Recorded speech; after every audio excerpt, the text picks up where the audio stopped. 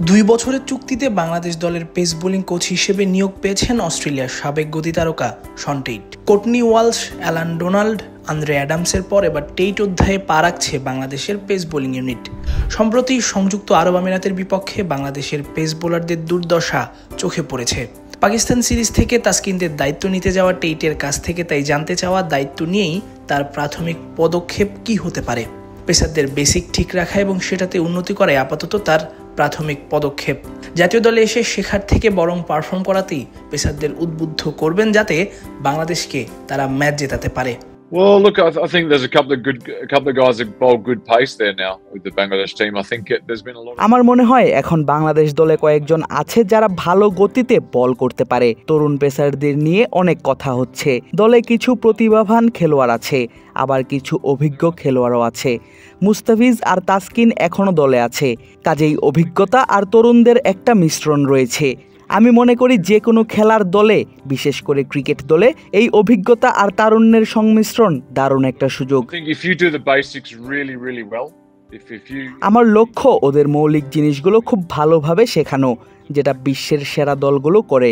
অস্ট্রেলিয়ায় আমি অনেক সময় কাটিয়েছি, অস্ট্রেলিয়ার দলে থেকেছি। ওরা সেরা হয়েছে কারণ তারা মৌলিক বিষয়গুলো অন্যদের চেয়ে অনেক ভালো করত।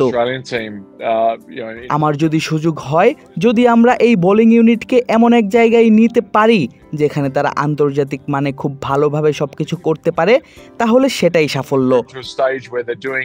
শিখতে হবে সবসময়, কিন্তু জাতীয় দলে এসে এটা চূড়ান্ত ধাপ। উন্নয়ন পর্যায়ের খেলোয়াড়দের জায়গা আলাদা। যখন তুমি জাতীয় দলে থাকবে তখন পারফর্ম করতেই হবে। উন্নতির জন্য কোচ আছেন, কিন্তু এখানে এসে ভালো বল করতে হবে এবং বাংলাদেশকে ম্যাচ জেতাতে হবে। এখন যে কোনো ব্র্যান্ডের পুরাতন এসি বদলে নতুন ওয়ালটন এসিতে উপভোগ করুন 25% ছাড়। আইসিসি ইভেন্টে ভারত, অস্ট্রেলিয়া, নিউজিল্যান্ড, সাউথ আফ্রিকার সাথে খেলা মানেই বাংলাদেশ সম্পর্কে তাদের নেতিবাচক ধারণা। খেলার আগেই হেরে যাওয়ার মতো অবস্থা। বাংলাদেশকে নিয়ে খুব বেশি চিন্তাও করতে দেখা যায় না বড় দলগুলোকে। এবার সেই ধারণা বদলাতে চান টেইট। পেস বোলারদের মাধ্যমে এমন দল গড়তে চান যাতে বাংলাদেশকে সবাই ভয় পায়। Well, look, what's happened in the past is really out of my control, and I don't really. আগে কি হয়েছে সেটা আমার নিয়ন্ত্রণে নেই। সত্যি বলতে আমি খুব একটা চিন্তিতও নই। আমার চিন্তা হচ্ছে কি হতে যাচ্ছে আগামী কয়েকদিনের মধ্যে। পাকিস্তানের বিপক্ষে ম্যাচ দিয়েই শুরু। এখন সময় হচ্ছে আমি বোলারদের চিনব, ওদের সঙ্গে কাজ করব এবং তাদের আরও উন্নত করব। তোমরা বাংলাদেশ, তোমাদের এমন জায়গায় নিতে হবে যাতে অন্য দলগুলো তোমাদের নিয়ে ভয় পায়।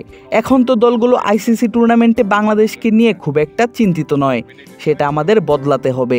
আর বিশ্বকাপের মতো আসরে খেলতে গেলে তোমাকে সেরা দলগুলোর সঙ্গে টেক্কা দিতে হবে।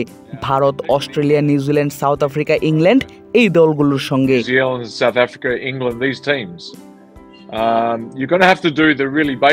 তাদের সঙ্গে টিকে থাকতে হলে মৌলিক জিনিসগুলো একই মানের করতে হবে, এর বিকল্প নেই।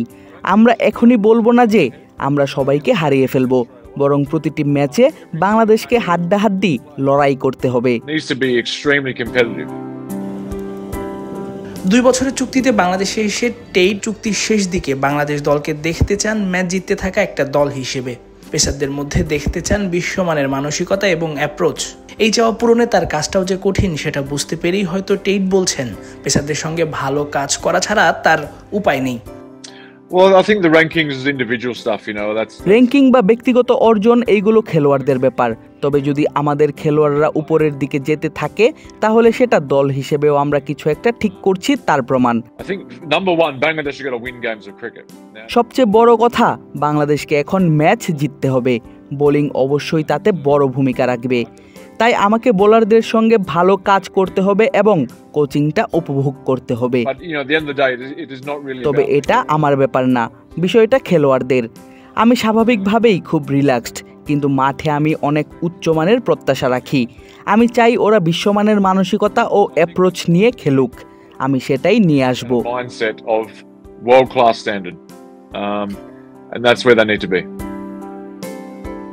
তাসফিক পলক, ক্রিক ফ্রেঞ্জি।